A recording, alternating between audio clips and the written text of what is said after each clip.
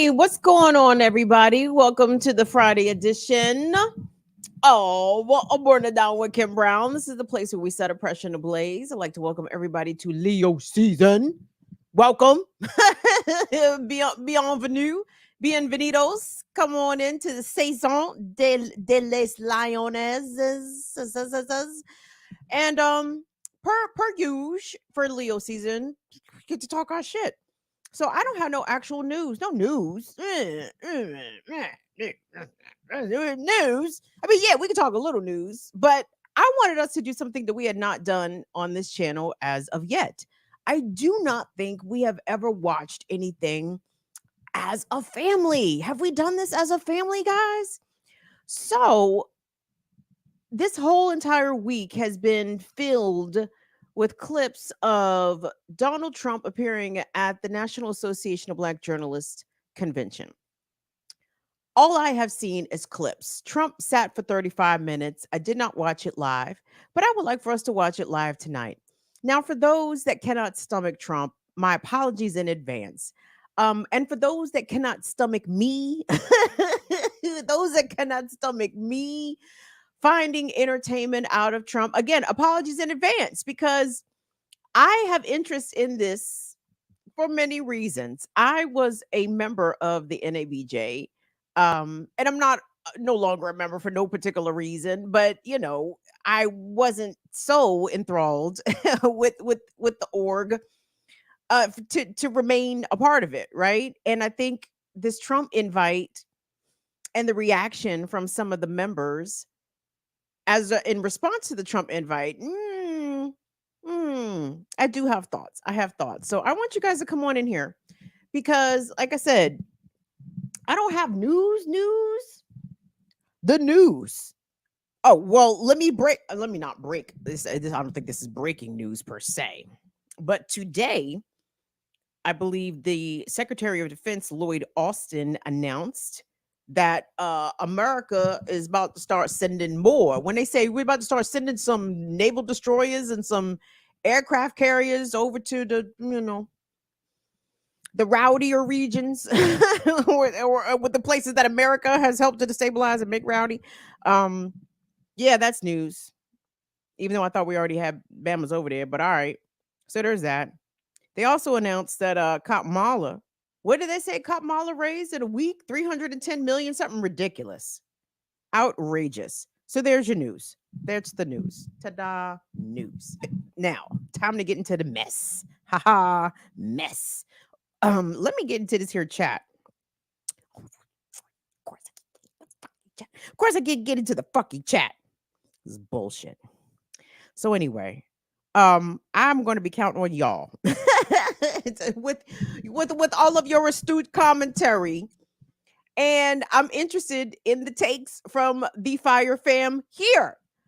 And guys, the question here, we're about to watch this Trump NABJ question and answer session. To me, it's not a question of whether or not the NABJ should have invited Trump. To be clear, every election cycle that the NABJ convention and career fair is held, the presidential candidates, the major presidential party candidates, the Democrat and Republican candidate, are usually invited. One of the NABJ conventions I attended last was in 2012 in New Orleans. And who was there but Joe Biden? Joe Biden was right there. I sat there and watched Joe Biden, dumbass, in New Orleans at the NABJ. Nobody gave a fuck about Joe Biden. Nobody gave a single shit about Joe Biden out there, bitch. It's like, oh, Biden talking. Okay, well, who's performing afterwards? It's like, who's the artist that got lined up to talk after Joe Biden? That's what we're really here for, right? So I'm not surprised that they invited him. And I am also not surprised that Donald Trump accepted said invitation.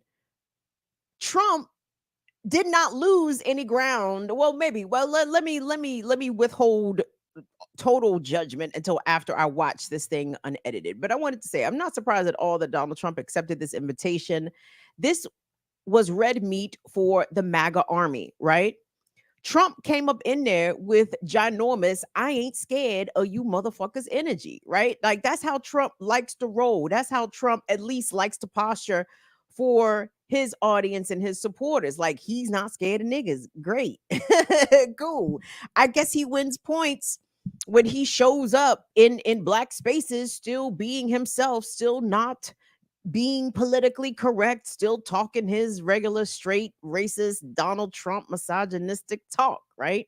And the opportunity for Trump, in my opinion, to confront which what he probably viewed as three mini Kamalas in the form of the three black women journalists who were posing him questions. That was his training. You know what I'm saying? That's Trump sparring for the debate, right? Whatever that's worth. That's how he viewed it. So I didn't see Trump inviting, or rather accepting, this invitation from the NABJ as out of character at all. I didn't even view it as a political miscalculation, because again, he's winning with his people when he does this kinds of shit. When he goes in there and bees overtly disrespectful to black people and to women, he doesn't lose on that front. And to be clear, he was disrespectful to these black women journalists. Not the only women journalists he's ever been disrespectful towards. Didn't he talk about Megyn Kelly had blood coming out her everywhere? like Trump hates women. Okay, let's be clear. And it shows anytime that he is questioned by a woman, he is confronted by a woman, you see that indignant smugness, like, how dare this bitch even part her lips to say anything to me, wall the Donald. Like, Trump hates women, hates the shit out of women. That's also a part of what influenced this NABJ performance. So anyway, so we're going to watch this live. I'm going to ask Brother Will to periodically pause, so I can get my little kicks in, right? I'm getting kicks in on everybody. And to be clear here, let me say this really quick about the NABJ. It is very much a respectable Negro organization, and especially if you have bourgeoisie aspirations, it is absolutely there's a spot for you at the National Association of Black Journalists. I think that's why I was kind of repelled when I would go to the convention, because it would be, on occasion I'd find, some real folks, but then you've got the folks, right? Like, for example, in New Orleans, when I tell you these girls was down there in 3 and 4 inch heels, like every day, every single day. You guys, New Orleans is not 3 and 4 inch heel.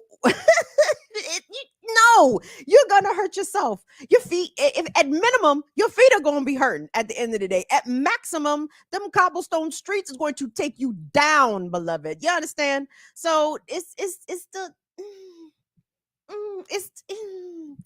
it's the class of black folks that I don't feel comfortable around. I don't enjoy their company. I don't like talking to them. I don't like it when they talk to me. I remember at the same convention, I was asked by some folks, so what do you think about the NABJ leadership? And I think I was too honest. And I'm like, I don't really care what these bougie niggas do. Crickets. Shit. You shouldn't have asked me no fucking questions. Only reason I came down here because the shit was in New Orleans, and it's in New Orleans. Let's be real. Okay, I got a chance to step away. Let's go. So anyway, they're going to open this segment with Trump with an announcement to the attendees about their professionalism and how to conduct themselves. And at the same convention in 2012 in New Orleans, like I said, I went to New Orleans, I went to Philadelphia, and I think I went to Phoenix. All the years unknown, I can't remember, but I do remember 2012 in New Orleans. And I remember, you guys know TJ Holmes, right? Oh, right. Everybody know TJ Holmes, because TJ Holmes busting down his co-anchors, right? On GMA3. Yes, that TJ Holmes. This nigga had the audacity at this fucking convention in New Orleans in 2012. He got on stage and started lecturing the audience about tipping and about y'all should be out here tipping. Now, kids, I understand. I know I literally just did a segment about people going down to Essence and not tipping, right? Not properly compensating the workers, right? And I did that.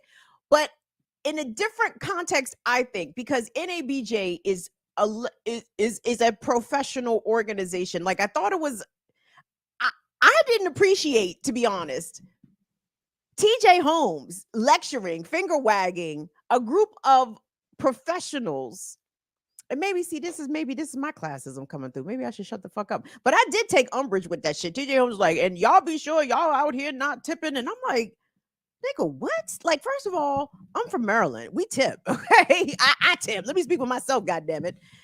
18 to 20% guaranteed every time. That's a always. But I felt some kind of way of being lectured to by another professional about anyway. Maybe I just contradicted myself. I don't need that now. So anyway, Will, let's get this thing rolling, and we are going to get introduced to the journalist whom I think only one of whom I was familiar with. Well, let's just watch this. No further ado. Let's go.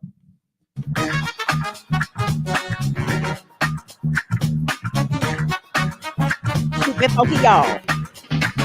Ladies and gentlemen, welcome to the 49th Annual National Association of Black Journalists Convention and Career Fair. We are about to begin a conversation with former President Donald Trump. We ask that the professionalism that we all bring to our newsrooms and workplaces every day is the same professionalism that is maintained in this arena. Please welcome to the stage ABC News senior congressional correspondent Rachel Scott. I've never heard of this lady before today. Semaphore political reporter Kadia Goba. Also not familiar, but that doesn't mean anything. I'm not familiar with And anchor of the Faulkner Focus and co-host of Outnumbered on Fox News, Harris Faulkner. Now, her I do know because she's been on Fox for a long time. Oh, you don't have to pause it, Will. I'm sorry, unless it's distorting, but yeah. Mic's on. Hear me? There we go. Uh-oh. Not mic check problems. Good afternoon, NABJ, and welcome to a conversation with former President Donald Trump. This discussion continues a decades-long tradition during election years of inviting journalists to discuss the policies and their impact with the candidates who are running for president, and the impact of those policies, especially in Black communities. Former Presidents George W. Bush, Barack Obama, and Bill Clinton have attended the NABJ conventions either as presidents or as presidential candidates in past years. NABJ is currently in conversation with Vice President Kamala Harris's team to schedule a Q&A either in person or virtually in September. As journalists, we use opportunities like these both to inform our reporting, but also to help voters understand the choices that they face in a consequential and historic election year. NABJ has partnered with PolitiFact to fact check this conversation in real time. You can access that feed on social media. Okay, that's cute. That's using the hashtag NABJ fact check. Again, the hashtag is NABJ fact check. We have a lot to get to, and we do not want to waste any time. So let's bring out the former president of the United States, the Republican nominee for president, former President Donald Trump. Oh shit! What is this? What is this hip hop now? Who gave Trump a beat to walk out to? What? I'm in confusion. Thank you. What happened to I'm proud to be American, fight for the rights of every man? Where's the Hulk Hogan intro? Mr. President, we so appreciate you giving us an hour of your time. I want to start by addressing the elephant in the room, sir. A lot of people did not think it was appropriate for you to be here today.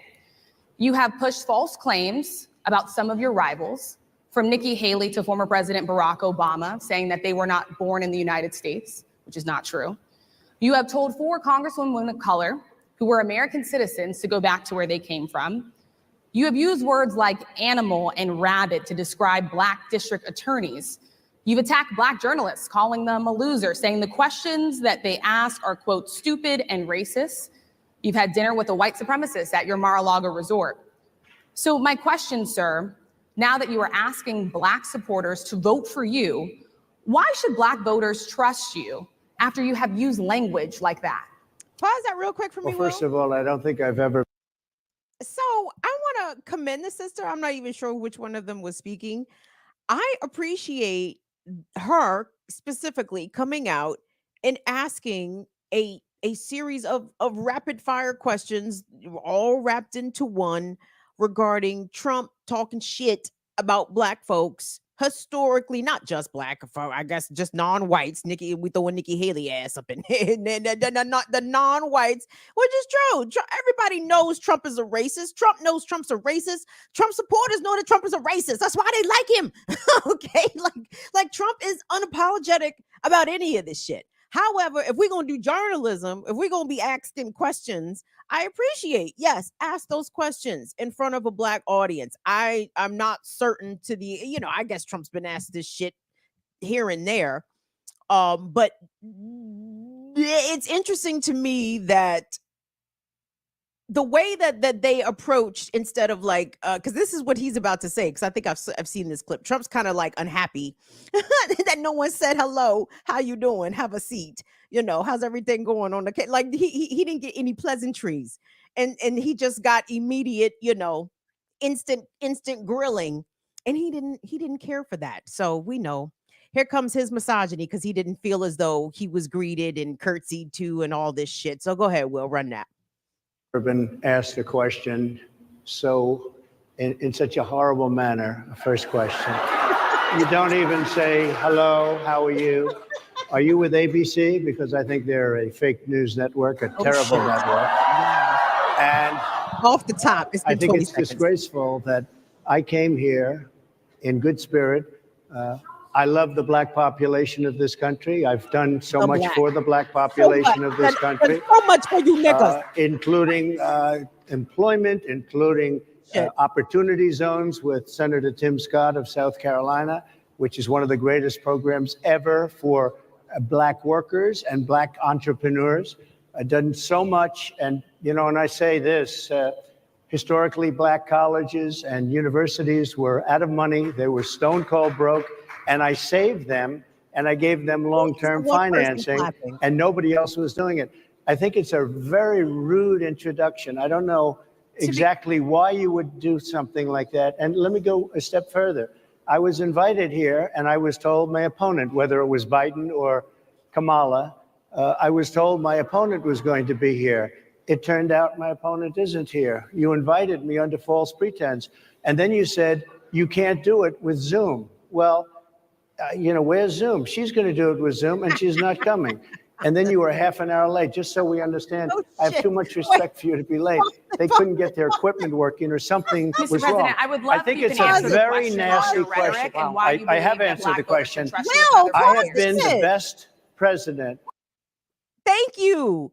Yo, why did Trump just come in there and call they shit raggedy? Did Trump just come in there and say, I thought y'all, first of all, y'all lied and said Kamala was going to be here. I don't fucking see Kamala anywhere around here. And then y'all said she was going to be, I could have did the Zoom shit. Where is she? She didn't even show up. And then y'all didn't have y'all shit together. Y'all was late, first of all. Third of all, motherfucking mics wasn't work. Trump just come in here and call all they shit raggedy.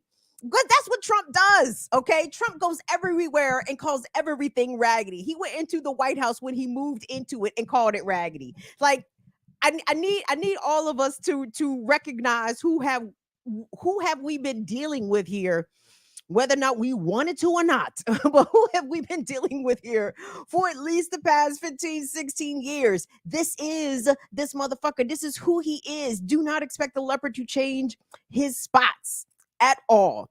But so yes, Trump has just called the NABJ raggedy, and he's getting a response. Go ahead. For the Black population since Abraham Lincoln. That's my answer. Better than President Johnson, who signed the Voting Rights Act. For you to start off a question and answer period, especially when you're 35 minutes late because you couldn't get your equipment to work, in such a hostile manner, I think it's a disgrace. Let me just ask a follow-up, sir, and then we'll move on to other questions here.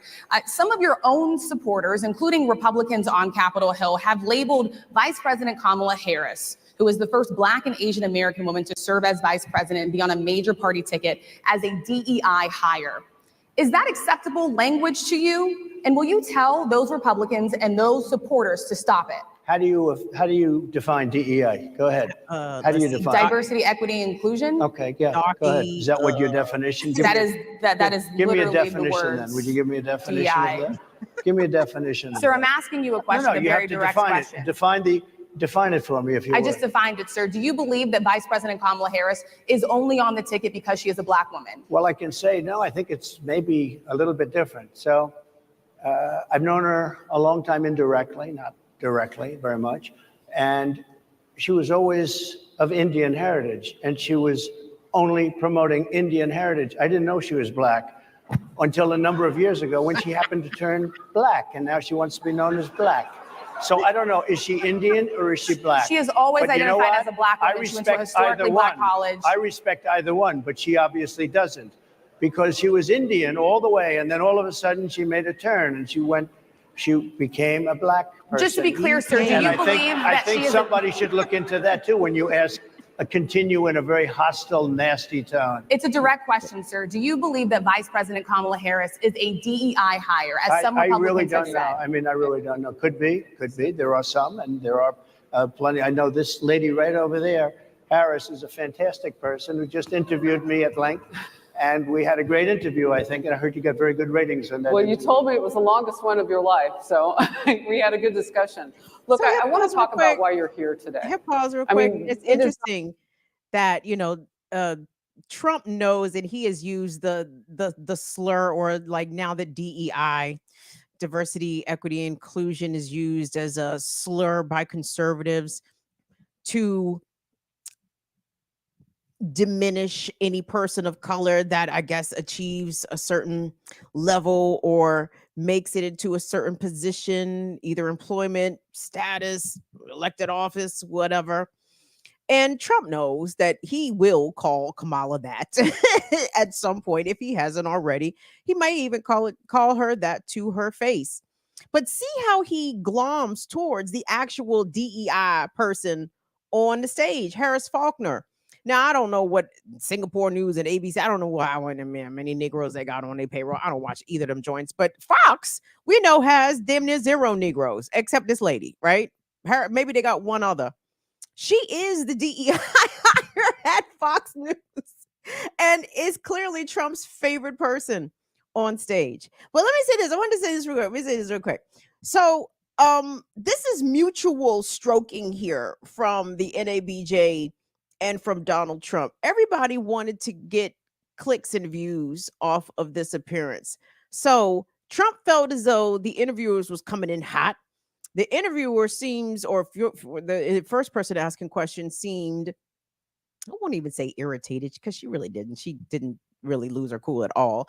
But I could tell maybe a slight irritation that Trump refused to answer questions. Well, that's who he is. He's not going to answer questions. The same way Trump is not going to debate. The same way when I told y'all during the first debate that everybody was like, oh, Biden looked terrible. I'm like, were y'all listening to Trump? did anybody actually hear what the fuck Trump was saying? Because Trump sounded terrible also.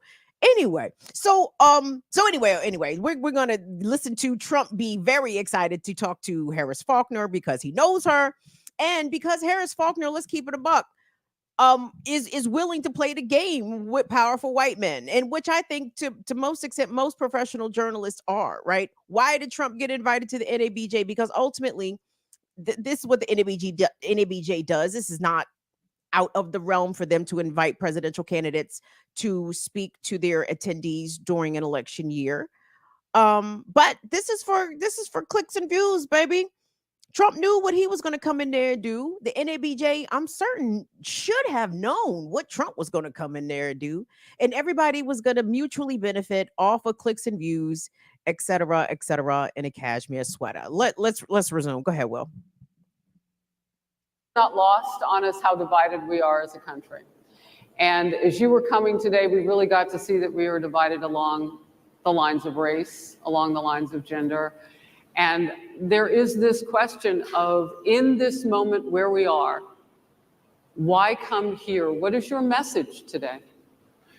My message is to stop people from invading our country that are taking, frankly, a lot of problems with it. But one of the big problems, and a lot of the journalists in this room I know and I have great respect for, a lot of the journalists in this room are Black. I will tell you that coming from the border are millions and millions of people that happen to be taking Black jobs. You had the best What exactly is a black job, He sir? brought it A black back. job is anybody that has a job. That's what it is. Anybody that has a job. All right. And Mr. President, they're can I- taking the employment away from black people. They're coming in, they're invading. It's an invasion of millions of people, probably 15, 16, 17 million people. I have a feeling it's much more than that. And everybody's been seeing what's happened. The first group of people, the black population, is affected most by that. And Kamala is allowing it to happen. She's the border czar. She's the worst border czar in the history of the world. There's never been a border czar like this. She's never even essentially been. She said she was there once, but not the right part of the border. So she was a border czar. She's done a horrible job. These people are coming into our country, and they're taking black jobs and Hispanic jobs. And frankly, they're taking union jobs. Unions are being very badly affected by all of the millions of people that are pouring into our country. And one thing, as we discussed, many of these people are coming in from mental institutions, from prisons, from jails. They're gang members in other countries. Other countries are setting loose their prisoners. They're opening up their prisons and their mental institutions, and they're taking their bad people, drug dealers, gang members, and they're bringing them into the United States. And by the way, their crime rate is going down, and our crime rate is going to be a disaster. Mr. President, I want to get into how you address some of the issues with black communities. And I say that plural because we live in communities of color that are different. We're not all the same. We don't vote the same. We don't. You know, I really feel as though black folks who have platforms and who are journalists in this instance, they really do a bad job of setting the narrative straight. When Trump talks about these tens of millions of immigrants are coming to take the black and Hispanic jobs, you know, nobody corrects him or informs him that some of those folks coming across the border are themselves black. they are also black.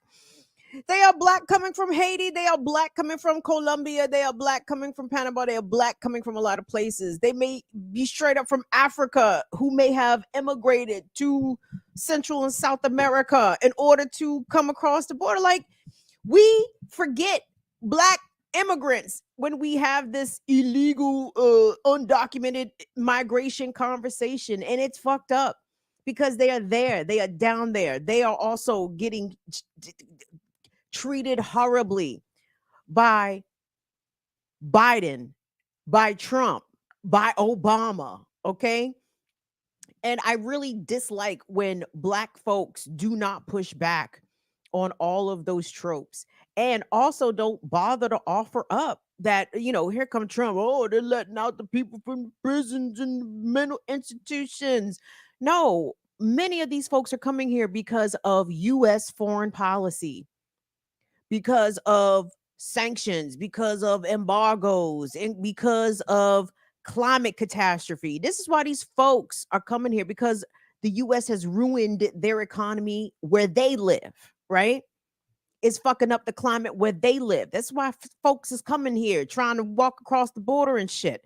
But do any of these bougie black journalists bother to point that out? No, because as bougie black journalists, part of their job is to make sure that they uphold the imperialist line. You know what I'm saying? Like, the whole concern is about how Trump is treating black folks here, not how America treats black folks everywhere and brown folks everywhere. That's where as black Americans, we fall down on the global part of the conversation because we just worried about ourselves. When any fruits of the empire that we enjoy here come at the exploitation, come at the cost of our folks being exploited around the globe. I just wanted to say that. So anyway, go ahead, Will. I think the same. It's not monolithic. So as you come here today, I want to talk about something that bursts, and this is the weight of the inflation on this country right now. The nonprofit Money Management International recently released data from its mid-year analysis that we have found a 52% rise in people who are seeking counseling for being in credit debt. They're paying for food that is sky high on their credit cards, and now they can't pay that off. The credit counseling nonprofit MMI, as I said, is saying now that they've seen surges that they haven't seen since we were in a pandemic of people in financial trouble. Much of that falls on the shoulders of single moms, single Black moms, when you look statistically. Yeah. How do you turn it around? What's your plan for the Black community when it comes to money? So, first of all, it's very hard to hear you for whatever reason because of the fact that they have bad equipment, because I guess, this woman was unable to get the right equipment. But it's very hard for me to hear you, but I can hear every other word. It's very difficult, actually. But so I don't know if they can fix it or do something with it, but I'll do the best I can with it. The inflation is absolutely destroying our middle class, our working class, virtually every class. Inflation is a disaster in our country. Inflation is a country buster. It breaks every country. And we had, in my opinion, the worst inflation we've had. They say it's 58 years, but I think it's much more than that. It's been devastating. And if you just take a look at a lot of things they don't include, like interest rates. Interest rates went from 2.4% to 10%, and you can't get the money. People can't buy houses. They no longer have the American dream. Young people, young Black people, they don't have the American dream anymore. They can't buy a house. They can't borrow the money because of the cost of the money. They can't buy it because of the cost of housing, because of the cost to build it, because of inflation. Inflation is a disaster, and it's destroying our country, and it's destroying the Black community probably as much or more. So what do you do? Than any. What's your plan? You know what we have to do? We have to bring down the cost of energy, and that's going to bring down the cost of inflation. This was all started with a bad energy policy by Joe Biden. By the way, just if I might, I was running against a man named Biden. You probably saw that. And he was losing very badly in the polls. And then he had a rather bad debate. I would say it was a bad debate. I would say it was one of the worst debates in history. And his poll numbers crashed. And instead of saying, let's keep going and maybe something happens the other way, they said, oh, we're going to replace him. Let's just replace him. That's like you're in a fight. A prize fighter's in a fight. He's not doing what you say, let's bring in another fighter.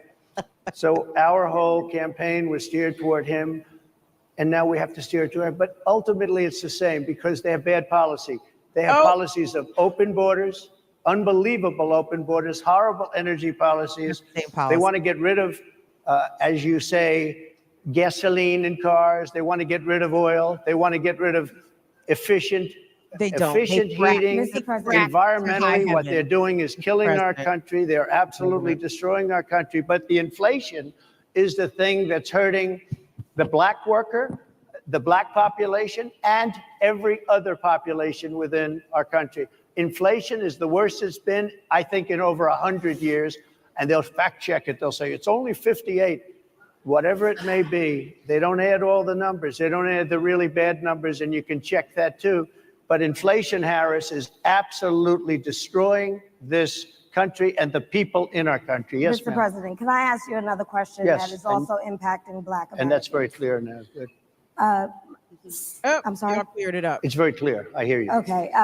So Sonia Massey, someone from Illinois, an unarmed Black woman, was shot the other day in her home by a deputy sheriff. The deputy has since been charged with murder. You said police would get immunity from prosecution if you win. Why should someone like that officer have immunity, in your opinion? Immunity?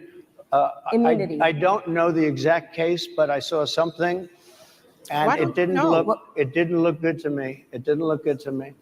Are you talking with the water, right? Yeah, well, police unions are not backing this person either. Okay. But again, why would they're going to be charging the officer? I guess they're charging the officer. See, he so why doesn't should even he know. receive immunity?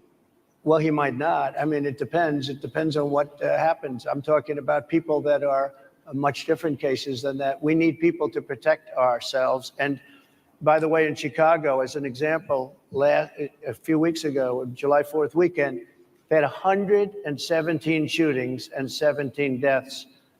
Nobody wants that. Nobody wants that. We need to have our police officers have the respect and dignity back. In this particular case, I saw something that didn't look good to me. I didn't like it. I didn't like it at all. So can you get a little more specific back to the immunity question? Who would? So you know what? Let me hear this, the rest of this answer, and then we'll pause it after this. Make those well, right now, for the most part, people are protected by their unions, by their police unions, or by their police departments. But I'm saying if I felt, or if a group of people would feel that somebody was being unfairly prosecuted because the person did a good job maybe with crime or made a mistake, an innocent mistake. There's a big difference between being a bad person and making an innocent mistake. But if somebody made an innocent mistake, I would want to help that person. What would those exceptions be? What would determine You an go innocent after mistake? somebody and it's a very close call and it's very dangerous. And they have the policeman's life and woman is a very difficult thing because sometimes you have less than a second to make a life and death decision. And sometimes very bad decisions are made. They're not made from an evil standpoint, but they're made from the standpoint of they made a mistake. So I want to follow up really quickly. Pause real quick. Will. I find it interesting because Again, you can't ask Trump questions because Trump's not going to give an answer. Like, he doesn't have definitive answers. Trump is not drawing from the well of talking points that he and his team rehearsed during the prep for this Q&A. Trump wings it. He flies by the seat of his fucking pants. It is okay for a white man, shall we say, to go into a discussion or a question and answer session with professional journalists at their convention, being completely unprepared, not knowing shit about current events, not being able to back up any of the shit that he says. I saw the thing, with the water and the police officer. It looked very bad. I didn't like what I saw. Of course, these are nonsensical and incomplete answers, but they are completely acceptable because this is America. Okay. The mediocre white man gets all the latitude in the world to be uninformed, unprepared, unknowledgeable, and it doesn't matter. I mean, it matters, but it should matter more, but it doesn't. because this is how Trump has operated for his entire life, right? Just by privilege of being born wealthy with money and some status. He doesn't actually have to know things because he is presumed to have known things because of his status. How else did he get money if he wasn't smart?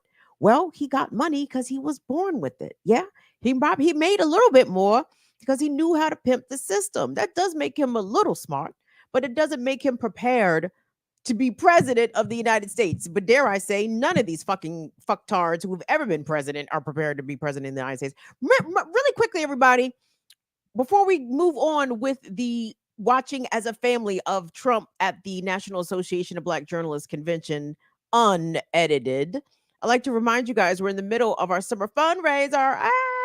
So do us a favor if you're able to support us, because I think we are at I think we raised like $600 so far. We're trying to raise $3,000, a very lofty goal, I know, but I think we can do it. So if you're able, you can either contribute via super chat. Will, if we get some super chats, can you please star them and set them aside? And you can run us some monies directly. $ BIDWKB, that's us on Cash App, at BIDWKB on Venmo, paypal.me/BIDWKB on PayPal, or you can join us on Patreon, patreon.com/BIDWKB. Anything, and I do mean anything, beloveds, is deeply appreciated. If you want to join us here on the channel as well for channel membership, our memberships are $2 a month to start. Same on Patreon's $2 a month. That's it. Get in on a low. And here we go.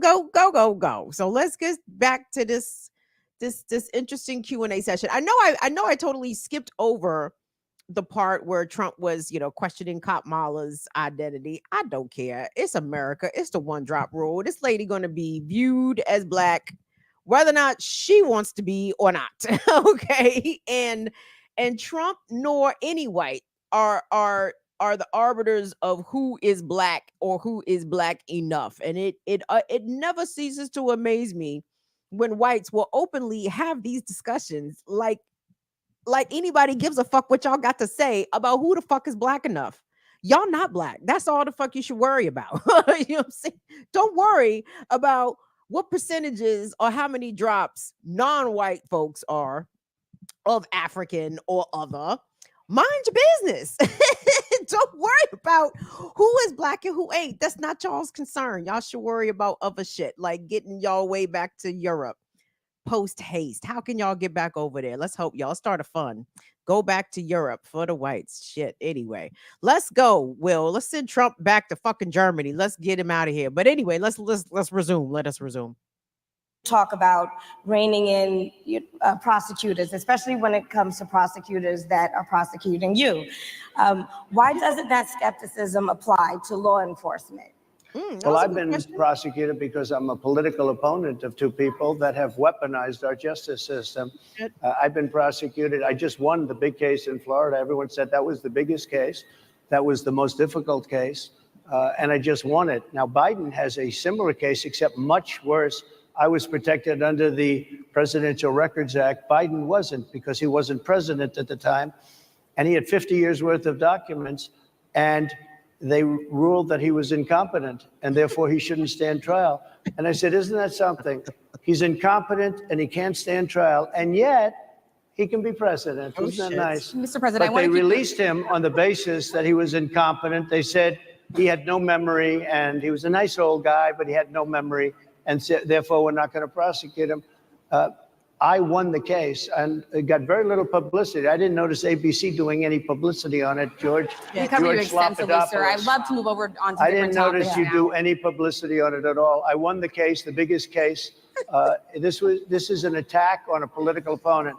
I have another one where I have a hostile judge. We have you for a limited time, sir. I'd love to move on to different topics. Excuse you. You're the one that held me up for 35 minutes. Just so you understand. If we can move on now to the state of the race, sir, I want to get back to the campaign. Senator J.D. Vance is your running mate. He's had a lot of controversy lately, and I want to read you a few things that he has said in the past. I appreciate. He said the Democrats running the country are a bunch of childless cat ladies who are miserable at their own lives and the choices they've made, and so they want to make the rest of the country miserable too. He's not talking here about how great it is to be a parent. He's attacking what he says are the choices people are making to not have children. Did you know that he had these views about people who do not have children before you picked him to be your running mate? And do you agree with him? No, I know this. He is very family oriented, and he thinks family is a great thing. That doesn't mean he thinks that if you don't have a family, it's not. I know people with families. I know people with great families. I know people with very troubled families. And I also know people with no families. They didn't meet the right person. Things happen. You go through life, you don't meet the right person. But he's not just talking about families here. He also says that people that don't have children should get less votes than those that do. I'm just speaking for myself. Is that your campaign I think position? I'm speaking for him too. He strongly believes in family, but I know people with great families. I know people with not great families that don't have a family. And the people without the family are far better. They're superior in many cases, okay? He's not saying they're not. What he's saying is that he thinks the family experience is a very important thing. It's a very good thing. But that doesn't mean that if you grow up and you grow older and you don't meet somebody that would be wonderful to meet and would have been good, that that's a bad thing. He's not saying that. My interpretation, you'll have to ask him actually, but my interpretation is he's strongly family oriented. But that doesn't mean if you don't have a family, there's something wrong with it. Just one last point and then we'll move on. Just one of the bedrock principles of American life is one person, one vote. Senator J.D. Vance has suggested that someone who has children should have more votes than a person who does not have children. I just want to be clear here. Is that the position of your campaign? Well, no, but it's not something I have ever heard before. I can tell you this. Right now you have illegal aliens coming into our country, many from prisons and many from mental institutions, and they want to give them votes. I don't think they should have votes. They came into our country illegally, and they're taking the vote away from all of the people in this room that have been here a long time, that have worked hard, that in many cases, and you'll see this happening, if I'm not elected, you're going to see it happen. If I am, you're not going to have any problem. But you're going to see it happening a long time. You're going to see the people in this room and people outside of this room are going to be losing their jobs to people that have come into this country illegally. Mr. President, can we stay with just kind of the state of the race right now? What is he talking about? Vice President question, candidate question was right in there with that. So let's talk about J.D. Vance for a little bit. He's had some stumbles out of the gate. I don't know if you're hearing what we hear as reporters, but it's been a tough couple of weeks for him. Why did you choose J.D. Vance? Why did you choose him? And I'm having a hard time hearing too. I know everybody out there can, but it's hard. I'll tell you why. The I feeling chose him on the because he's a little very way. strong believer in work and the working man and woman, and especially the working man and woman who have been treated very unfairly, because you have many of them in this room.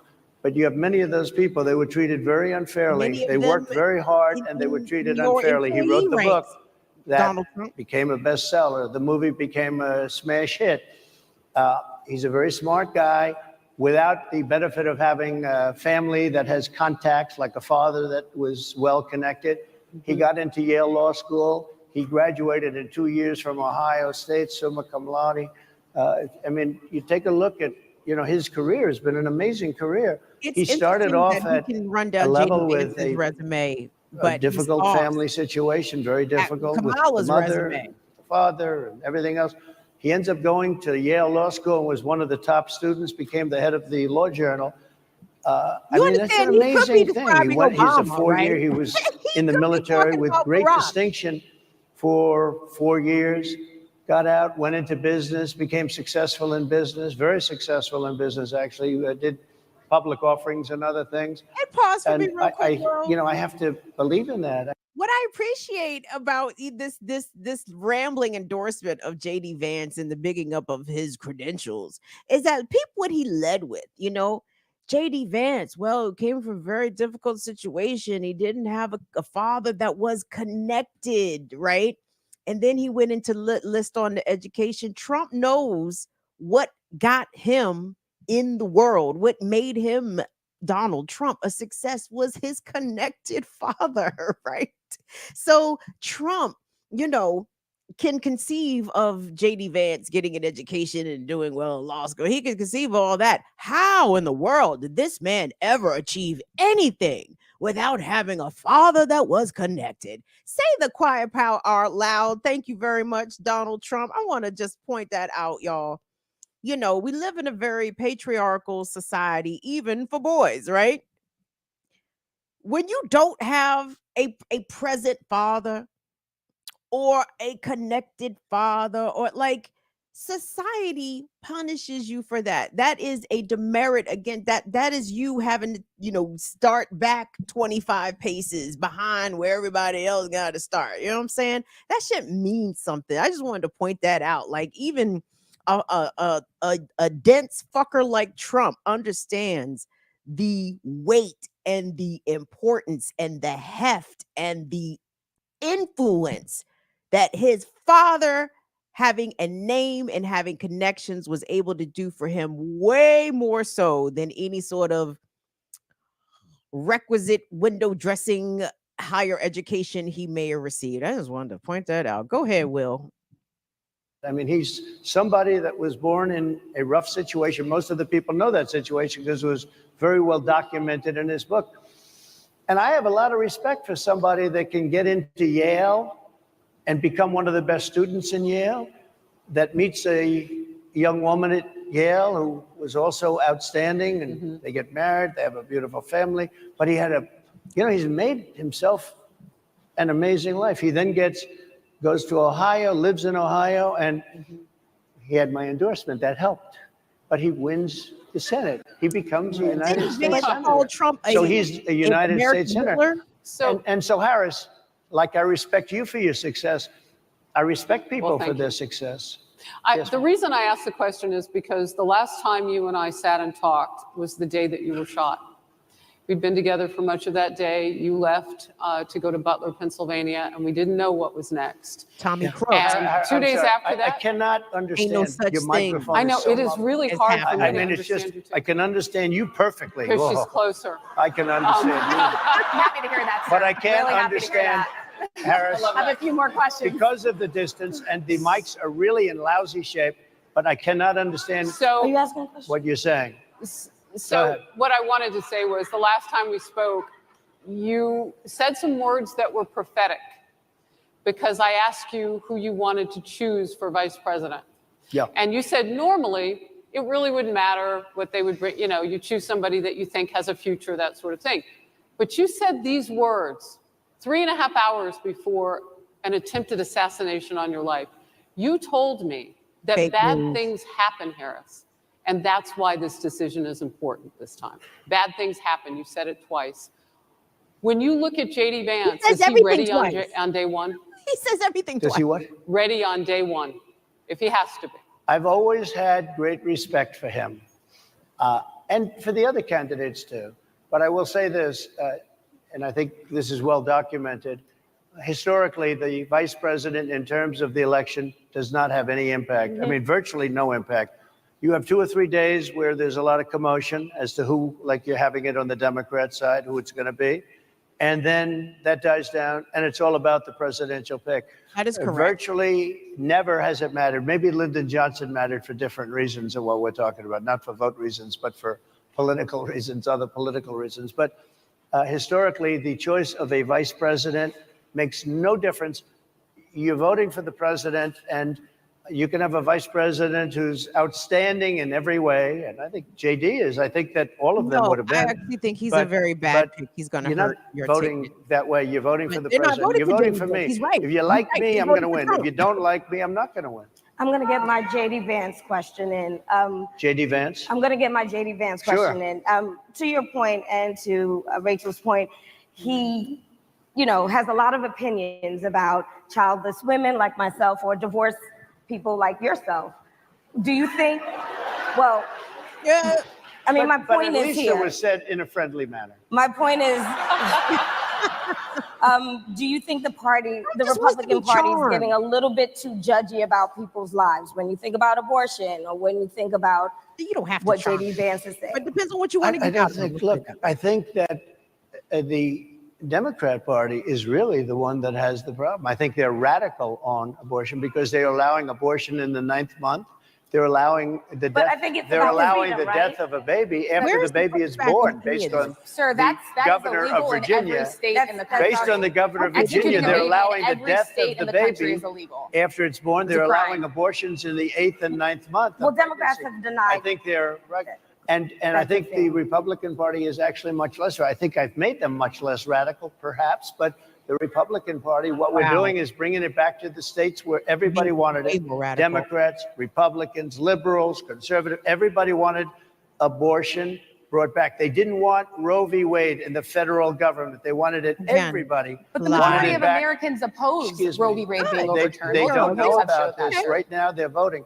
It brought it back to the states. Now, I happen to believe in the 3 exceptions. Ronald Reagan believed with rape, Lord. incest, life of the mother.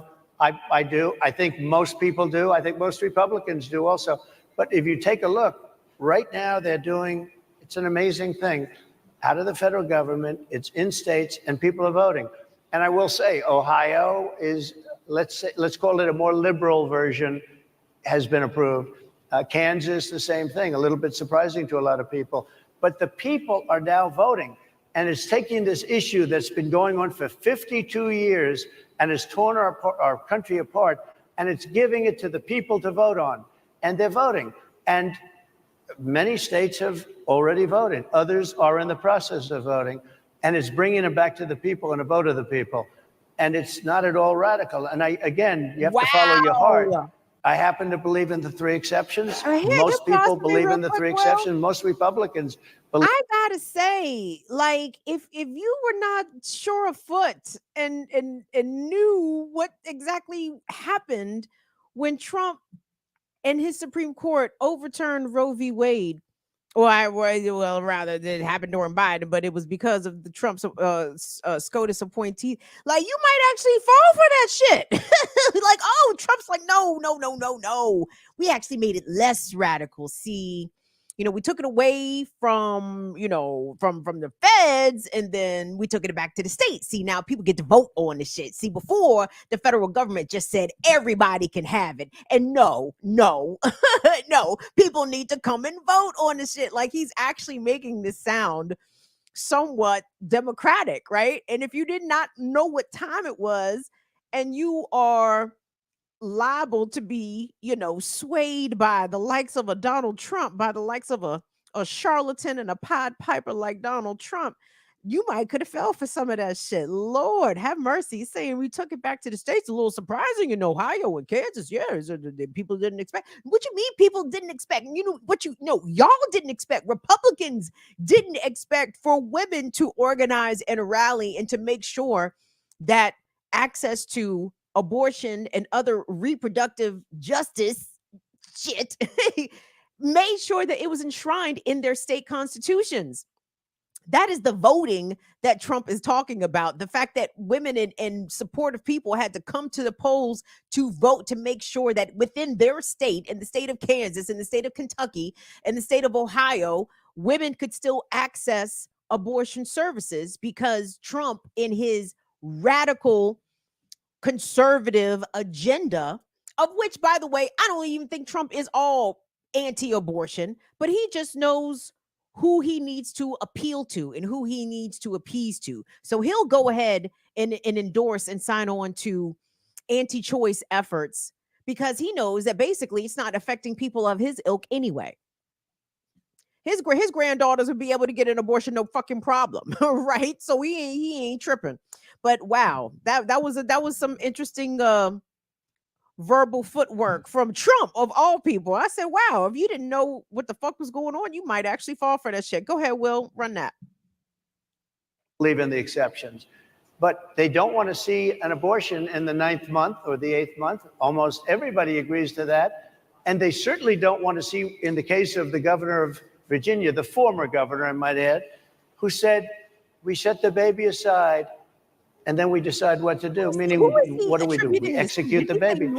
That's a radical, horrible position. Wow. And some people want that. I don't want it. Most people don't. Thank you. Can I just pivot really quickly to another question about, you brought up health, Harris. You're an active man. We see you golfing all the time. But if you win, you'll still be president at 82. No. Which is older than Biden is right now. But not mentally. Look, mentally. Here's the question. He's shot. But most people. Would you consider? Most people. I know many people in their 80s and their 90s that are in great shape. Some of our greatest leaders. You look at throughout the world history. The greatest leaders, some of the greatest leaders in the world were in their 80s. But here's the question. Would you consider stepping down if you felt that your health was declining? What are we talking about? Oh, absolutely. And who would make, I think I'd know. How would you make that decision? I think I'd know. Look, if I came onto a stage like this and I got treated so rudely as this woman treated Oh my goodness. me, and I'm fine with it because she was very rude, sir. Very rude. That wasn't a question. She didn't ask me a question. She gave a statement. That wasn't a question. I repeated your statement, sir, actually. You said you would. You would Oh, make that absolutely. decision If I to step thought down. that I was failing in some way, I want people to be sharp. I'll go a step further. I want anybody running for president to take an aptitude test, to take a cognitive test. I think it's a great idea. And I took 2 of them and I aced them. Well, I heard the results. I took 2 of them. But let me ask you, I would like to have people running for president. And I don't mean because they're 75 or 85. I think anybody running, I'd like to do it. People say it's not constitutional. I would like to have something passed where you can do it. I think we should know. I mean, I've watched what's happened in the last couple of years under this gentleman, and our country is a mess. We have inflation. We have the millions of people falling in. We have Afghanistan, which was the worst, most embarrassing moment in the history of our country. What he has done to our country, and her too, what they've done to our country, she has been a horrible vice president. She's considered the worst vice president in the history of our country. Don't mean to interrupt you, but would you consider taking the cognitive test? Mr. President. I would love to and do make it. it public. Well, I've already taken 2 of them, but I'll do it again. Mr. President, how do you intend to? I suggested, Harris, that let's take one. I said, Joe and I will go and take a cognitive test. Now, I'd do it with her too. I would do it with her also. You know what? She failed her law exam. She didn't pass her law exam, so maybe she wouldn't pass the cognitive test. Mr. President, you're saying she wouldn't pass. Just to be clear, I'm just giving you the facts. To be clear, you don't think Harris. How do you intend? She didn't pass her bar exam. and she didn't think she would pass it, and she didn't think she was going to have to pass it. And I don't know what happened. Maybe she passed it. She did pass it. There's a man over here. I think he must work. Mr. President, I would love to ask you about January 6th. Wait a second. You've called yourself the candidate of law and order. Yeah, pause. Yeah. So when Time Magazine asked you, right?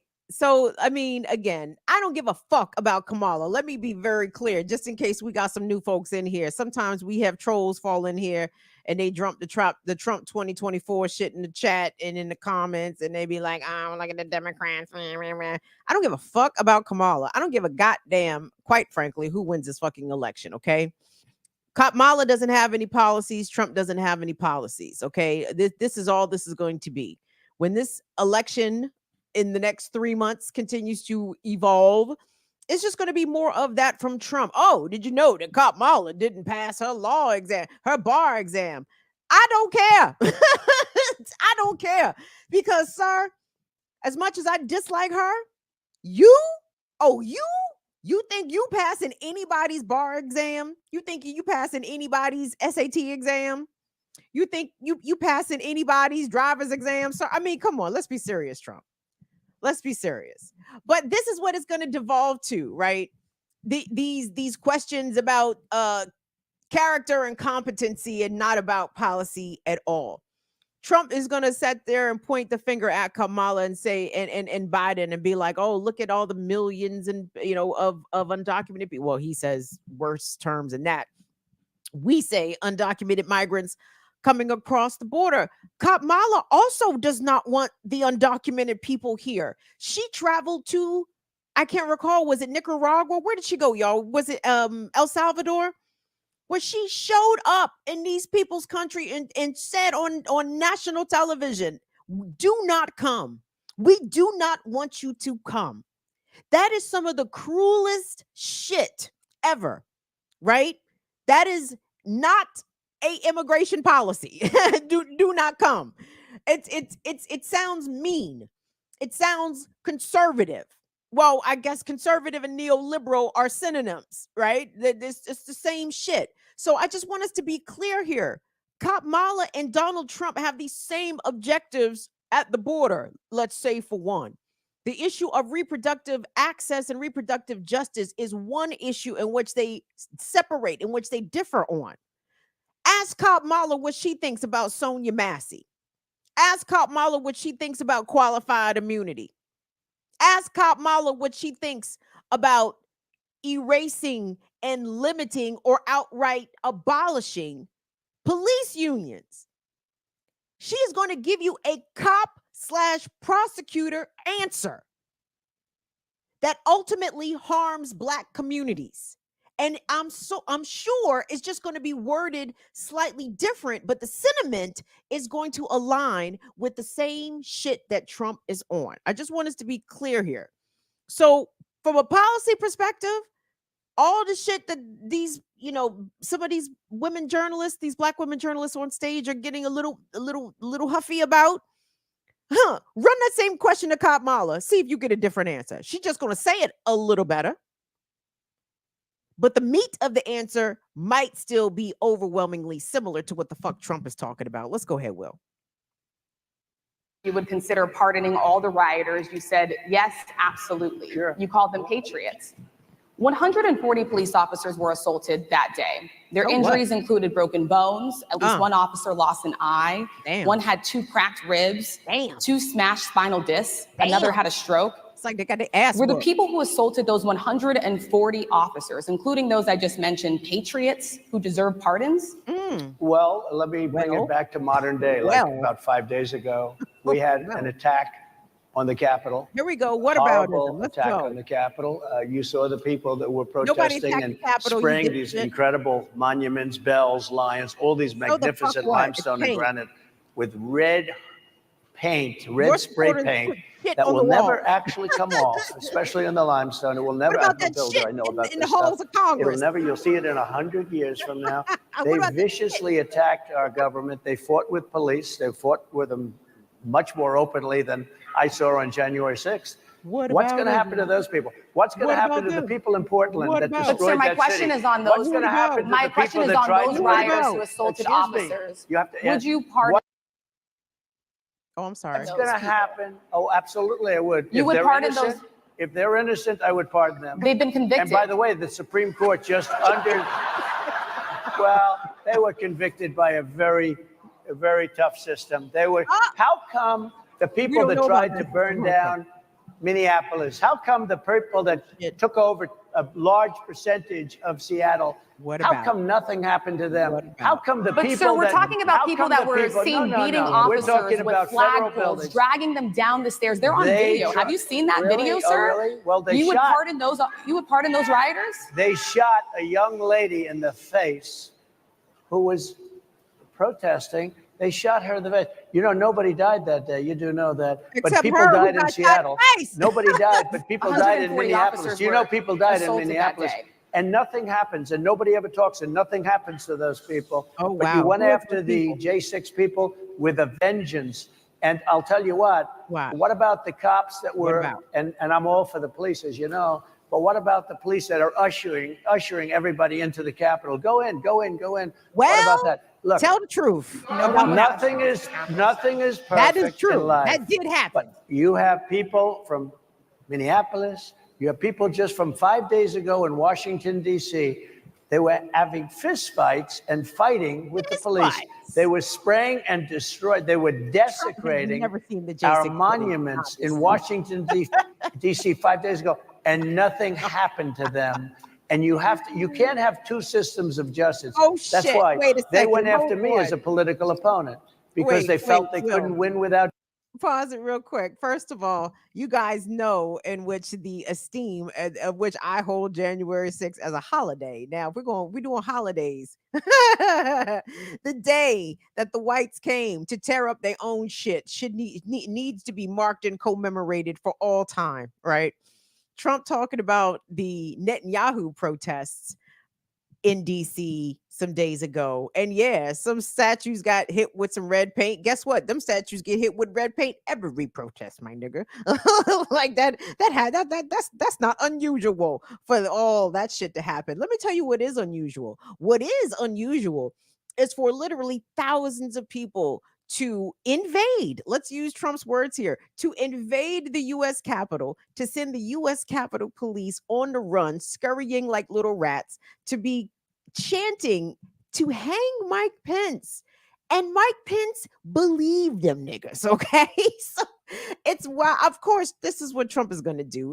All the whataboutism, all of the apples and oranges comparison, shit that don't even go together. Trump is like, well, what about this and what about that? J6 stands alone.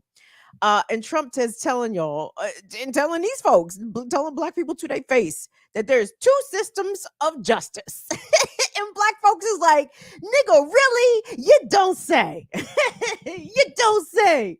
It's two systems of justice. And I can assure you, Donald Trump, you have never seen the shittier side of that system of justice.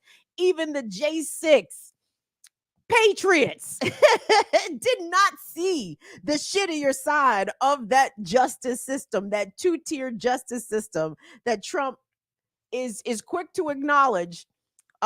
But you know, it's easy to acknowledge or believe that you're being persecuted or prosecuted. This while using hundreds of millions of your super PAC dollars to your legal defense. Miss me.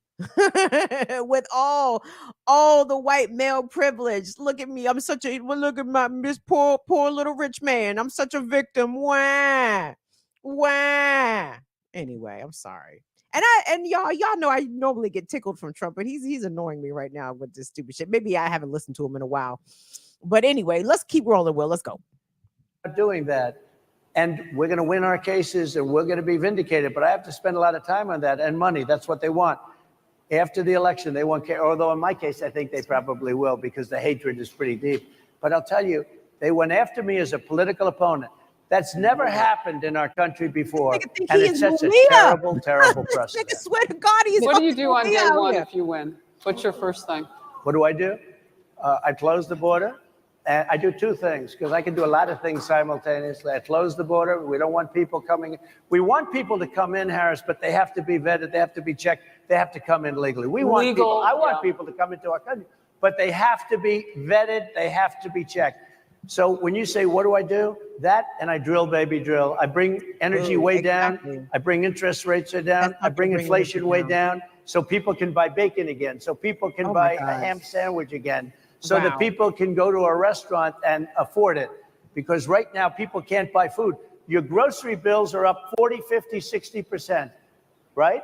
She's agreeing to me. Oh, she's agreeing. Thank you. I like you very much. What about yours? I think we are. But it's true. Your grocery bills are up. Notice And then they're mandating that you buy an all-electric car. You know, Elon Musk endorsed me, and he's a friend of mine. He's a good guy. He's a smart guy. He's a But I'm against everybody having an electric car.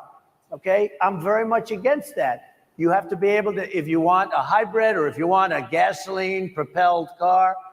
But you know, we have more liquid gold, gasoline, oil under our feet than any other country. More than Saudi Arabia, more than Russia, more than any other country. He's probably talking about in Alaska. I want to use what we have. I want to bring down prices, bring down costs, and I also have to stop the invasion. And remember, they're taking your jobs. These people coming in are taking your jobs. Project 2025. I think we have to leave it there by the Trump team. All right. So leave it.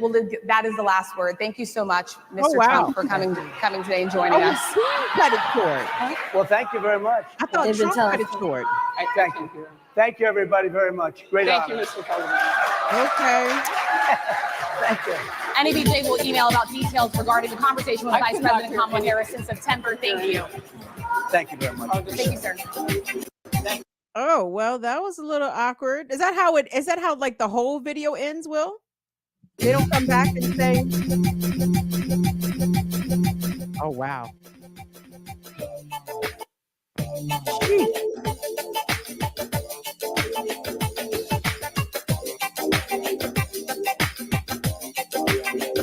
All right.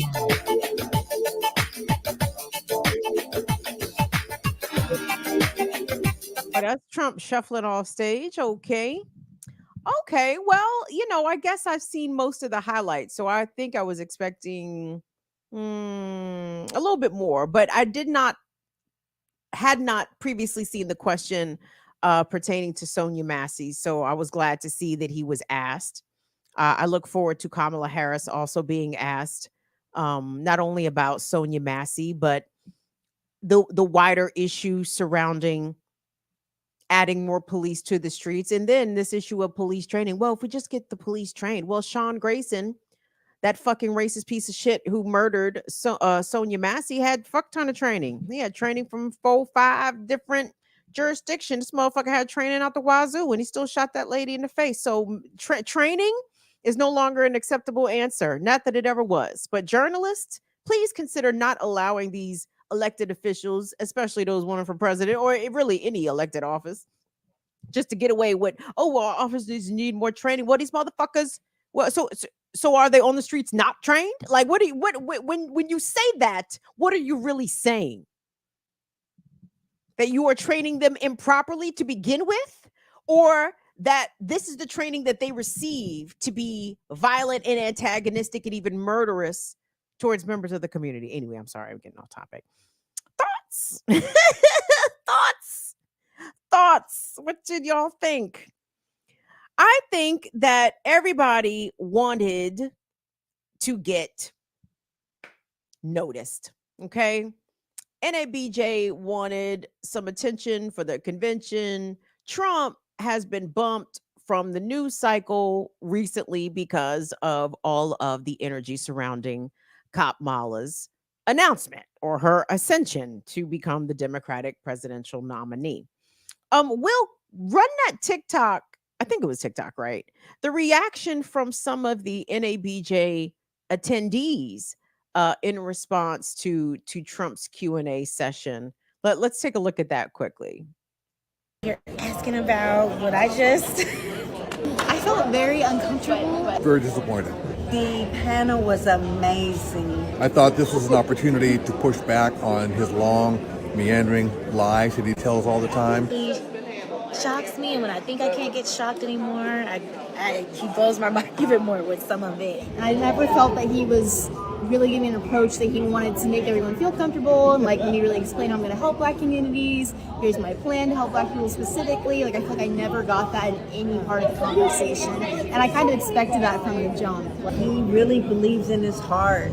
Some of the things he said, he believes in, and so it didn't change anything. I was hoping, but it didn't. Inviting him was the right decision, but I'm disappointed that we didn't do more to get him off of his shtick of lying and pushing back and talking over people and just controlling the conversation. See, guys, here's the problem. When Donald Trump first was taken seriously, credibly as a political voice, and this happened even before Obama, because there was a number of Meet the Press appearances when Tim Russert was still the host of Meet the Press, where Trump was on there. Like Tim Russert's asking fucking Trump serious questions about policy. And again, I'm kind of, why? Why? But then it got amplified in the age of Obama because Trump became the leading proponent of birtherism, right? And CNN and MSNBC and Fox News and all these fucking cable news networks would stop their regular programming and cut directly to Donald Trump press conferences announcing the latest findings of my private investigator that I sent to Hawaii that showed that a Barack Hussein Obama was actually born underwater. He might be Aquaman. We don't know, right? Like, I mean, but he was given the credibility. He was given the platform. He was given the airtime, right? To be treated as a legitimate person worthy of an audience and worthy of us leaning on his information that he discovered about whatever the fuck. Could have been about Obama, could have been about any fucking thing, right? So the mainstream media outlets did this years ago, right? Almost damn near 20 years ago, maybe more, depending on your point of reference to begin. But Trump has been legitimized as a political person, okay? When it's clear that he never should have been. And the further along we've gotten into the Trump political saga, it becomes painfully more obvious that this man should have never been allowed to give his opinions about such things, but yet here he is, right? Now he does have experience. Now he is a one-term former president, right? And now people seem to think that now is the time of which Trump will be forced to not lie, forced to get off his shtick of speaking over people and being a bully and promoting misinformation and telling outright lies. Why would he change now? Why would he change now? It's done so much for him.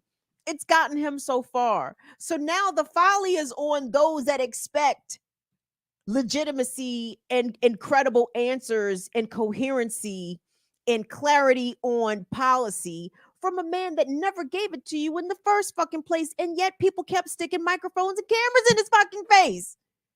This is the monster that that in truth the American media hath wrought, right? And I understand these Black journalists, these women in particular, right? I don't feel wounded when Trump talks shit about Kamala Harris. You know, I mean, I don't feel, I mean, I don't know. A lot of visible platform Black women, I'm trying to think who I felt wounded when they were attacked, and for different reasons, but wounded is maybe not the right word. But when Megan Thee Stallion was attacked by Tory Lanez fans and accused of being a liar about being shot, I didn't dig that because number one, I believed her, and number two, I'm here to stand with women who are attacked or abused, period. Now, I disagree vehemently with Megan Thee Stallion allowing herself to be used or willingly to be used as a stand-in for Kamala Harris and to stand up for Kamala and help her get elected. Like we can hold multiple thoughts, even opposing thoughts, simultaneously. And still believe them both, right? I believe Megan when she said that she was shot, and I also believe Megan is a big goofy for getting up here and twerking it for Kamala, right? All of those things. But at the same time, for bringing it back to these journalists, I get why they want to ask Trump the tough questions. They want to try to hold him accountable, but that's that horse has left the barn. That's not a thing that anybody is able to do. Okay, send out your best whites. Even send out the best. Send out people that send out the best cisgender white male journalists that Trump would not feel threatened or intimidated by. And I assure you, he is going to get the exact type of responses, nothing responses, meandering, rambling, incoherency all the time. That's all he's capable of doing. And yet here he is poised to become a president for a second term and the second time. Okay. But here's my thing. I want these journalists, all the energy that they just gave to Trump right there, please give it to Kamala. Please give it to Kamala. Please go over her record with a fine tooth comb. Go over the times that Kamala may have been less enthusiastic in claiming her Black heritage or her Jamaican heritage, right? Like, these are all fair and questions to ask her. And simply because she's being attacked by Trump does not mean that absolves her from criticism from us, of all people. And to be clear, y'all, her simply not being Trump should not be good enough. She needs to be trying to court our votes. Kamala needs to be out here telling us, guaranteeing us, promising us what the fuck she's going to do for us. And as Black voters, there is nothing wrong. And as Black journalists, also nothing wrong with asking any presidential candidate, what are you going to do for Black people? What are your policies going to do to address the challenges that specifically impact Black America? And let me be clear here. Securing the border is not a fucking answer. Securing the border does fuck all to ameliorate Black people's material conditions, because undocumented people are not coming here and taking our fucking jobs. I assure you, the work being done by undocumented migrants in this country is not work that Black nor white folks want to do. And it's not shit. Ain't nobody come over here and taking no fucking job. So Black people, please disavow yourself of that bullshit immediately. And correct other Black folks when they start talking that goofball nonsense also. Securing the border does not change Black Americans' material condition. Doing something about housing helps to change our condition. Increasing the wages, the federal minimum wage, making sure that people actually have access to universal health care, including mental health care, including maternal health care, including postpartum health care. Like, miss me with all this xenophobic, divisive shit that Trump and Kamala are going to throw at y'all. And if we fall for it, well, then shame on fucking us. We need to be smarter and more astute and more savvy and sophisticated. I don't give a fuck if Trump questions Kamala's Blackness. Who the fuck is he? Consider the source before you get mad about some shit as arbitrary as that. And if Kamala is Black out here, then bitch, you need to say that shit with your full fucking chest, throat, everything. But again, it don't matter to me what the fuck she claims, because guess what? She was very happy to sit up there and play second fiddle to white supremacist Joe fucking Biden and push his genocider agenda domestically and abroad.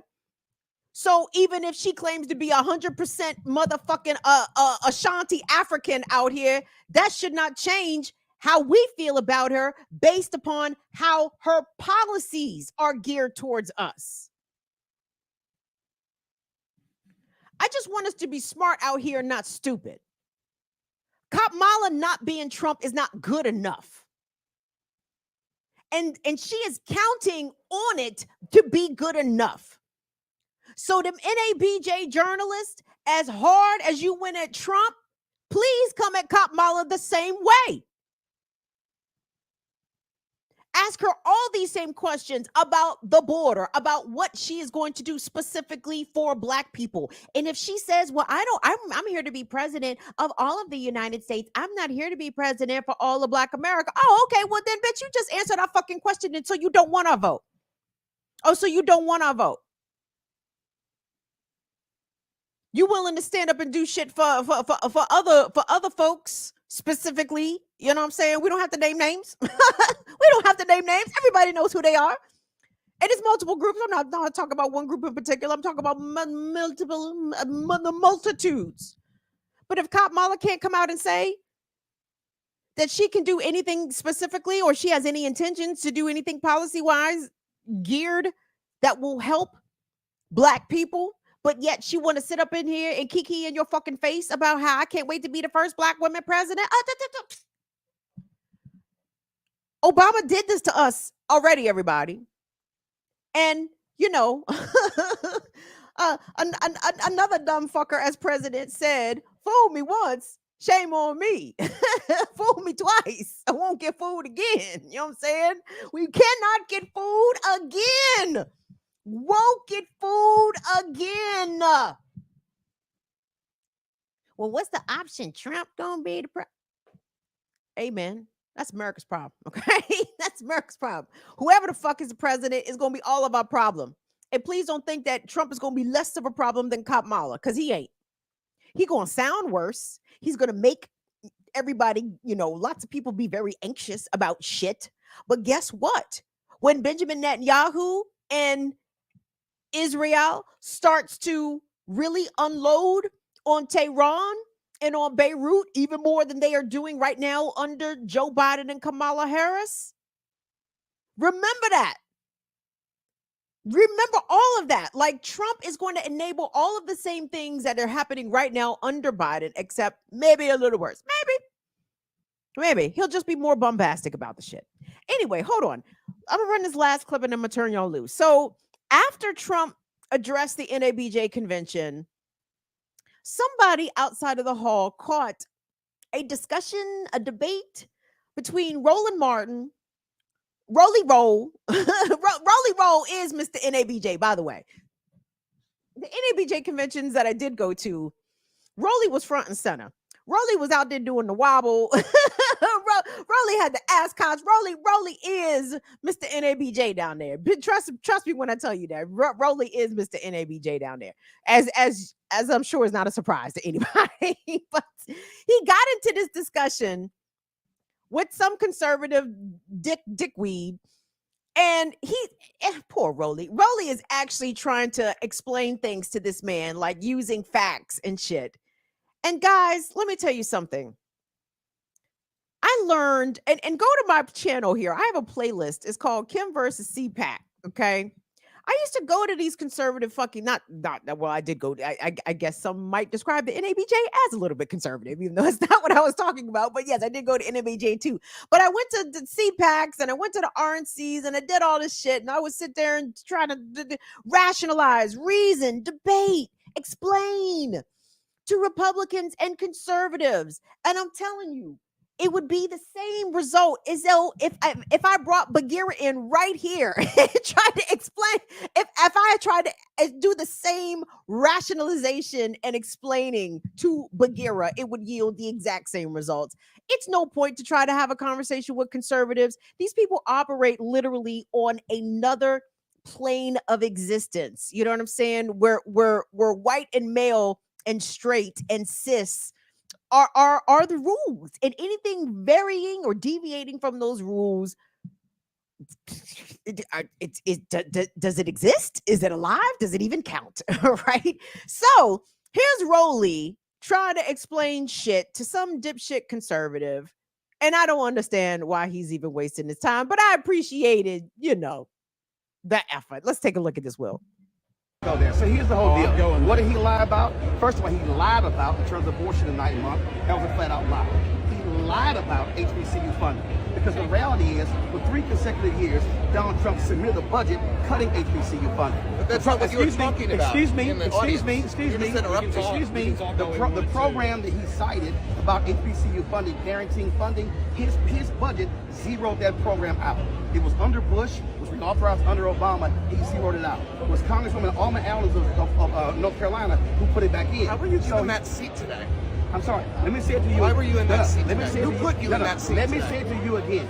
But that's not what you were talking about when you interrupted the speech. You kept saying he lied, but you weren't. And I'm telling you that's not what you were talking about. Let me say that's not what you said during the speech. I was listening to the speech, and I was listening First of all, to it you wasn't a speech. Interrupt Here's the deal. the 3 panelists and the president. Here's the deal. You were not one of the panelists. If you were the journalist of the year, why weren't you up there asking questions? We have journalists of the year every year. We've been around 49 years. So we have you multiple specifically, journalists. why were you not on that stage? Let me be real clear. You were just in the audience screaming, he lied? Let me be real clear. From row 1? Let me be real clear. Who put you in row 1? Because you're cute and you get your little video. So you're talking to somebody who has far more history in this organization than you've ever been. So I'm not a member. That's true. I'm definitely not an NABJ member. When you're not a member and you have no understanding of our history or our membership, you don't realize founders are sitting here. You don't realize that 4 presidents are sitting here. Doesn't mean you get to just rudely interrupt from the first row. Let me say it again. That's not what journalists do. Oh, actually, you have to. You're not a panelist. Are you a journalist? I think I am. More so than you. Are you a journalist? I'm asking real questions right now. You're just filibustering. Are you a journalist? Why are you a journalist?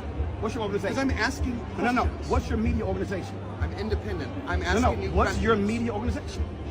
Oh, you need to be in a media organization? Well, if you're going to be a journalist, you have to be with a media entity. So right, you need to be paid off by big corporate media? No, actually, what's your media entity? Who do you work for? I work for me. I own my company. Oh, really? So you're an independent journalist? No. Isn't that what I just said? No, actually, but I named this the doesn't company. make any sense. It's called Black Star Network. What's your company? The what? What's your company? What's the state media What's company? your company? The company. It's called the company. Oh, it's called the company? It's called my company. Okay, that's cheap. That's great. Are you the CEO? Are you the CEO? Maybe. No, listen, are you the why CEO? were you not on that stage? Are you the CEO? I think we're done here. Are you the CEO or are you an This is a employee? ridiculous Yes, you're right, because you walked over here. Are you the CEO or are you an employee? No. You were in my ear screaming. No, actually, I was in your ear. ear. You were across the barrier. First of all, I'm going to talk to members. Nice meeting you. Do not touch me. Thank you. Move your last one. Don't touch me. I'm done with you. No, actually. Oh, shit. Uh-oh. Rolly about to open up a can of whoop ass right there on whoever that was, that clown. So yeah, I just thought that was a semi-entertaining exchange. That's why I included that in there. But yeah, don't even buy. Like I try to explain. These people don't want things explained to them because they for one, they already know. Okay. Number 2, in terms of the conservatives, they already know what fuck time it is. And they are happy with things being as they are. Okay. The status quo is who the conservatives are. Democrats also are status quo upholders. Okay. So again, this is reasons why this is a system that no one that is of color and of sound mind and body who is white, no one should be invested in this goddamn system. We all need to be disinvesting from this shit as soon as possible. The sooner the better, in fact. I will be curious to see when and where and in what format Kamala Harris does get questioned by the NABJ. I want the same energy. I want the exact same energy from the NABJ journalists that they gave to Trump. And it's not about, oh, you want me to no. Same energy, because my concern is that Black media and Black people writ large are going to not really have tough questions for Kamala, not really demand much of her, not insist that she deliver us anything as president, right? So long as she is not Trump and beats Trump, guys. And I'm here to tell you that's not the answer. That ain't going to be good enough. Don't wonder why Black people keep getting the fucking shaft, and look at what we accept. Look at the crumbs. And I don't even see a fucking crumb. Where's the crumb? We getting promises of crumbs, and not even shadows of crumbs, imaginations of crumbs. Where's the crumb that has even been promised? Where is it? Like, stop falling for the okie doke. Okay. I am not rooting for everybody black. Didn't this get brought up on the morning show this week? Oh, I think Air Doctor did reference it. Yeah. Issa Rae famously said years ago, I'm rooting for everybody black. Nope. Nope. That ain't the mantra, kids. That should not be the way. We should not be rooting for everybody black, because everybody black is not rooting for us. Some people that are black are rooting against us. Right? Like, we cannot just be down with folks because they share our same color. A better saying than I'm rooting for everybody black is all skin folk, not your kinfolk. That is the more apt phrase to be committing to memory, right? That is the more practical phrase to be applying to your life. All skin folk are not your kinfolk. And many of us have had to experience that in real time, in real life. And let us be clear about what it is right now. Kamala is not our kinfolk. All skin folk, not your kinfolk. I understand she's a black woman. I understand she went to school. I understand she got a law degree. I understand she was a prosecutor. I understand she got all them fucking little bougie check marks. Okay. And we should be poo-pooing on a majority of those things. Okay. Kamala being a prosecutor is just a fancy way of saying she's a jailer. Since when, black people, have the jailers ever held a lofted or esteemed position amongst our culture? Why should we start with this fucking one? Why now? Oh, because she's a sister, because she went to Howard. She's an AKA. Miss me with all that bullshit. Miss me with every single aspect of that black bougie bullshit. Because when it comes down to it, she is going to leave black working class and poor folks in the dust. Count on it. First chance she gets. First chance she gets to fire a missile at brown folks around the globe, she's going to take it. That's not some shit that I'm here to uphold. I'm not here to support it. I'm not here to amplify it. I'm not here to celebrate it. Just because she is the face or the aspirational face of the empire does not mean that all of a sudden we are now fans or supporters of the empire. We have to think better, and most importantly, do better and ask better. Demand better. But guys, let's call it an evening. Will, I saw a number of monies. I saw monies. And baby, when I tell you the boy got his own money, the boy got his own money. Well, you got to come on here and announce these Chichi monies. Mancha. I'm very entertained by the whole thing. No way to take any of it seriously. This is the best way to watch. That's from Chichi Mancha. Thank you for your Cash App.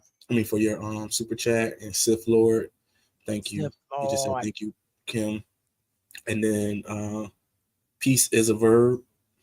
Hey, they became a new member. Thank you, Peace is a Verb. Appreciate your membership. That's it? Because I thought I saw several. I thought I saw blue boxes. It's like 100 and it was like 150 people. Okay. Thank you guys. Thank you, Chichi Machas. Thank you, Sith Lord Prince. Thank you, Pieces of Verb. Appreciate you guys. Super chat support. Shout out to Learn Life and Anna Hart and Mama Lorraine, who are out there in the good Washington, the other Washington, the West Coast Washington. I hope you guys are enjoying yourselves. I hope you guys are eating good, drinking good, smoking good, feeling good. Pet the pooch for me, Learn Life, and so just so much love going out to the hearts, and I appreciate you guys. Don't forget, not this Saturday, next Saturday is going to be our Around the Fire Disability Support Chat for August. We do this every second Saturday of the month, 5 p.m. Eastern. Learn Life, Anna Hart, Mama Lo facilitate this, and we do this because we disabled folks around here, we mad. we are angry disabled folks, okay? We have things to get off our chests. So join us every second Saturday. I have no idea what the second Saturday next month, whatever. What's today? The second. Tomorrow's the 3rd. The 9th. Is it the 10th? This Saturday? Anyways, next Saturday, not this one. So join us next Saturday for the Round the Fire Disability Support Chat. And thanks to everyone that is supporting our summer fundraiser. Once again, if you want to help support us and keep us on the air as much as possible, me, Will, and Molly, we need the Skrilla. So you can either run it via Super Chats, you can become a channel member. Oh, shout out to Social Twerker. Thank you, Social Twerker, for your patronage. Thank you, thank you, thank you for becoming a new patron. We appreciate that. Patreon.com/BIDWKB. And you can hit us on the Cash App, BIDWKB. That is also us on Venmo, PayPal also. I thought I had another. Hold on, give me 1 second. One more person became a thingy. But I appreciate all of the support. And listen, if you're already a patron, you good. If you're already a patron, consider your support bill paid, because you pay monthly, or you help to contribute and support us monthly. Wait a minute, what is this? Someone sent us $20. Who is this? Wait a minute, give me a second. Oh, wait, that was from PayPal. And the people them said you received $20 from